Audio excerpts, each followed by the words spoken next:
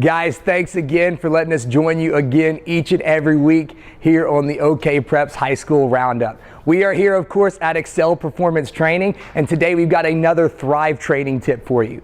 Today we're going to talk about the squat and the top 3 things that we use to fix a squat. Squat is a foundational functional movement for adults and athletes. If we can't squat, we're probably not going to be able to optimize our athletic performance like we should. So whenever we're teaching somebody to squat, the very first thing that we want to look at is their air squat. So we start them out with their feet shoulder width apart. The toes are slightly pointed out. We want to teach them to keep their stomach nice and tight. So always talk about bringing the rib cage down the top of the hips. Shoulder blades are back, and we're going to send our hips back as we make sure our knees stay in line with our feet, going all the way down until the crease of our hip is below our knee, and then drive up, squeezing our glutes at the top. Based upon how that looks, we'll have 3 different kind of tools that we use to kind of correct the squat. The first kind of go-to move that we have for athletes is the goblet squat. We need to make sure that we've got a good bilateral or 2-footed squat before we start progressing into other things. So for the goblet squat, typically we can take this and we can fix an athlete's squat just with this alone. So for a goblet squat, you can use this with a dumbbell or kettlebell, and just imagine just holding the dumbbell just like a goblet you're going to drink out of. So we have the athletes have the top of the dumbbell touch the chest and the bottom of it touch their stomach. This is great because it's a self-correcting tool. So what we can tell the athletes is make sure we keep these 2 contact points, the chest and the stomach. And as we squat down, as long as those contact points are maintained, we know we're squatting properly. If the chest starts to drop forward and that dumbbell swings away from the stomach, then we know that they're dropping their chest. And so they kind of have those mental visual cues to know if they're squatting properly. If this doesn't work, the next thing that we're going to go to is block or elevate the heels. So we talked about in our ankle mobility video a couple weeks back. That's one of the biggest issues that we see. Obviously, we're doing that every day as part of our warm-up, loosening up those ankles to get them to move properly.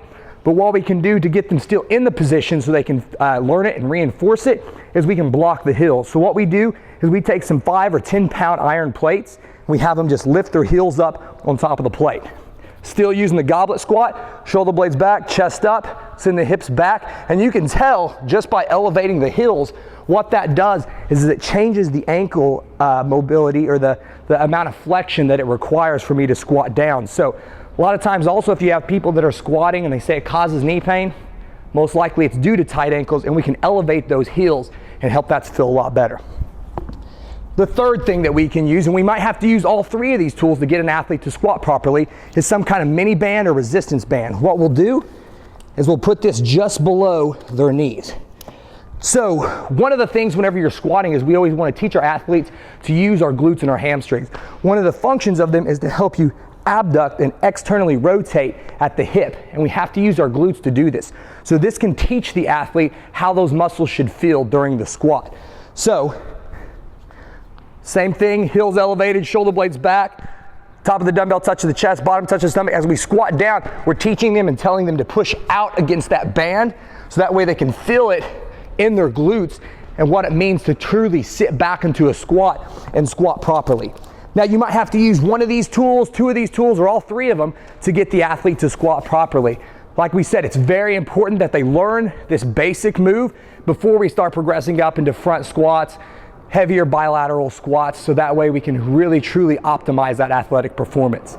If we get this knocked out, goals are limitless with what we can do. So thank you as always, guys, for joining us here at Excel Performance Training for our Thrive training tip.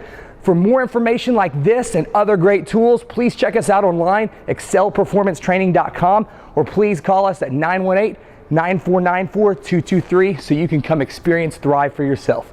Thank you so much, guys, and back to you in the studio.